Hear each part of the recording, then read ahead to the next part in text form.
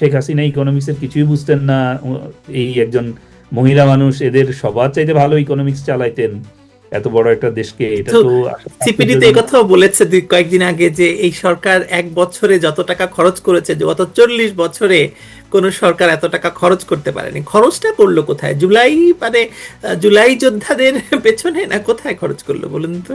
এখন খরচ সেটার প্রশ্নটা তো জিজ্ঞেস করার মতো যে সাংবাদিকদেরকে ওখানে থাকতে হইতো, সেই সাংবাদিকদেরকে এখন আর তো ওনারা দাওয়াত টাওয়াত দেয় না। বা আমি একবার চ্যালেঞ্জ দিছিলাম যে আমি ওনাদের সকল ইকোনমিস্টদেরকে চ্যালেঞ্জ দিলাম ওনারা আসুক, এই যে টাকা পাচার হয়েছে বা ব্যাংকিং সেক্টরে যে ঝামেলা, এগুলো নিয়ে আমি চ্যালেঞ্জ দিছিলাম যে আসুক, আমি ডাটা নিয়ে ডিল করব ওনাদের সাথে। ওনারা যে পরিমাণ ম্যাসাকার করে দিছে গত 16 মাসে, এই ম্যাসাকার থেকে আপনারা সাধারণ মানুষকে তো এগুলো বোঝানো খুব মুশকিল আসলে। এই যে খরচ করা, খরচটা কোথায় করেছে ওনারা? ওনার প্রত্যেকটা ডেভেলপমেন্ট যে এক্সপেন্ডিচার ছিল সেগুলো বন্ধ করে দিয়েছেন।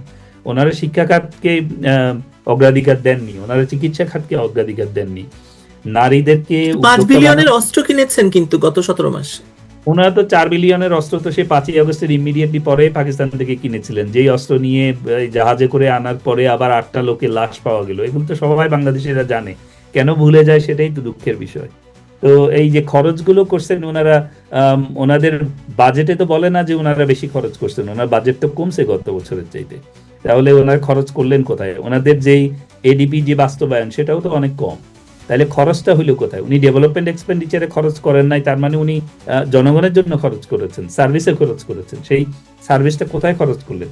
শিক্ষা খাতে উনি কমিয়েছেন, চিকিৎসায় কমিয়েছেন, নারী উন্নয়নে কমিয়েছেন, সামাজিক যেই যেই প্রকল্পগুলো ছিল সেই প্রকল্পগুলোতে খরচ, বয়স্ক ভাতা বন্ধ প্রায়, মানে মুক্তিযোদ্ধা ভাতা বন্ধ। তো আপনি আপনি সামাজিক অবকাঠামো উন্নয়নের জন্য যে প্রকল্পগুলো 23টা না 24টা প্রকল্প ছিল সেগুলো বেশিরভাগই বন্ধ এখন। তো এই খরচটা হলো কোথায়? তাইলে নিশ্চয়ই টাকাটা পাচার হয়েছে।